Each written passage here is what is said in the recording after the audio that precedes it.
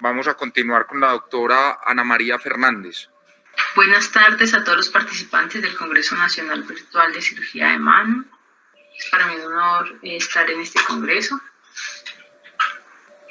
El estudio que va a presentar se llama Descripción anatómica de los ramos motores del nervio radial en población colombiana. Es un estudio cadavérico. Mi nombre es Ana María Fernández Vargas, soy ortopedista y traumatóloga de la Universidad Militar y cirujana de mano de la Universidad del Bosque. Este estudio lo hice en convenio con la Universidad del Bosque y el Centro Latinoamericano de Investigación y Entrenamiento en Cirugía de Mínima Invasión.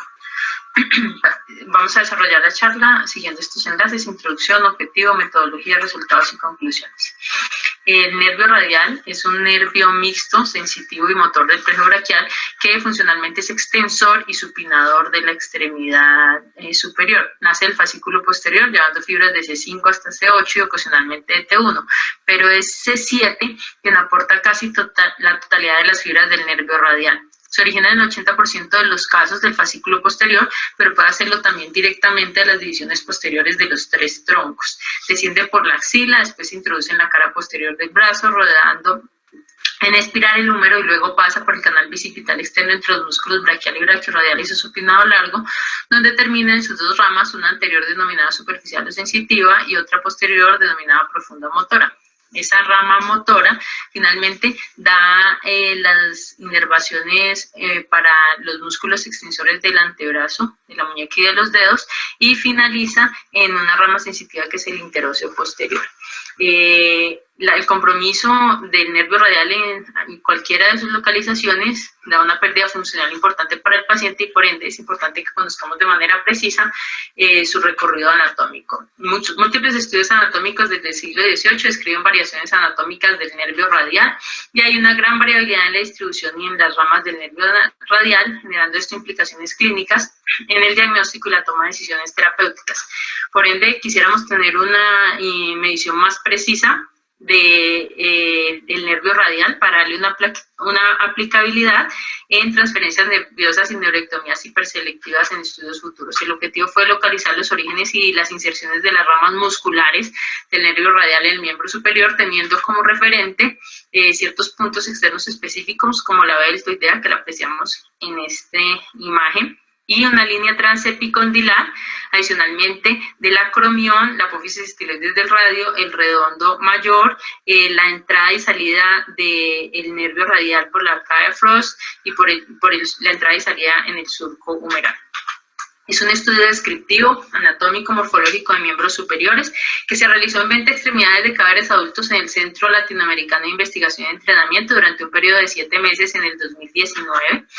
Se realizaron disecciones determinando el sitio de origen de los ramos motores del nervio radial en relación con las estructuras anatómicas constantes descritas y cada una de las ramas terminales haciendo mediciones específicas para cada una de ellas, con instrumentos precisos, un calibrador metálico y una cinta métrica metálica para evitar variabilidad. Las mediciones se tomaron en un formato específico que luego se tabuló sistemáticamente.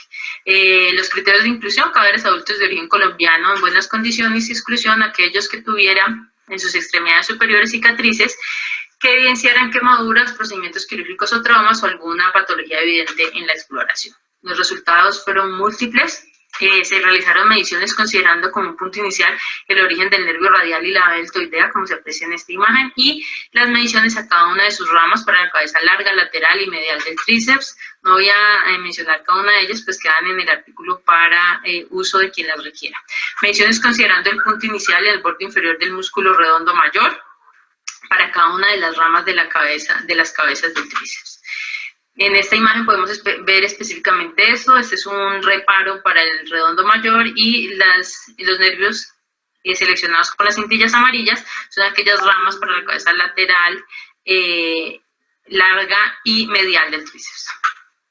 También mediciones considerando como punto inicial la unión muscular y la vea deltoidea específicamente y el punto inicial del ápex del acromión, como se evidencia en esta imagen, y la entrada o la salida del surco radial y el nervio radial, como lo vemos acá.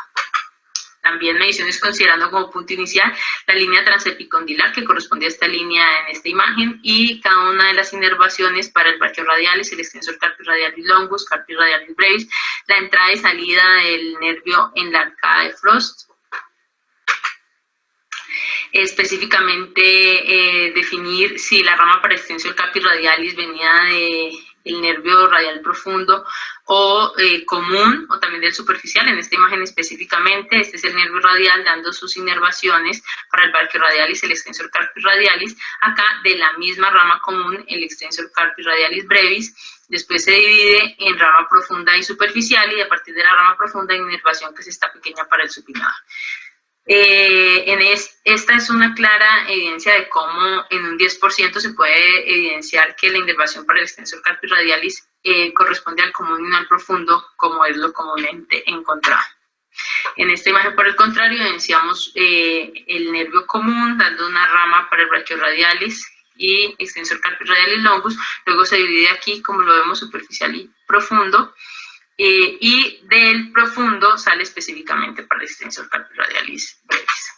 Se hacen mediciones considerando también el punto de la línea transepicondilar para cada uno de las ramas de los músculos extensores en el antebrazo, extensor carpi ulnaris, pollicis longus, pollicis brevis, indicis proprius, digitorum communis, la entrada y salida de la arcada de Frost y las mediciones específicas a cada uno de ellos para tener más precisión y un requerimiento futuro de la misma. Para mediciones más largas se utilizó la cinta métrica, como lo mencioné, aquí saliendo del acromion hasta la apófisis estiloides del radio, y también mediciones a la línea transepicondilar con los respectivos resultados. Concluyendo así que el origen y la distribución de los ramos motores del nervio radial antes de la arcada de Frost es menos variable en nuestra población en comparación con los ramos distales. Son bastante variables a comparar con otros estudios, pero este es un importante parámetro en nuestra población específicamente, como base para futuros estudios principalmente de transferencias nerviosas y neuroectomías hiperselectivas que han sido hechos basados en estudios anatómicos del exterior. No existe un patrón constante anatómico en la aparición y la distribución de los ramos motores del nervio radial en la muestra, pero es una base fundamental para estudios futuros. Muchísimas gracias. El doctor José Romero, que fue mi asesor temático, y gracias a ustedes por la atención. Doctora Ana María, muchísimas gracias por la presentación.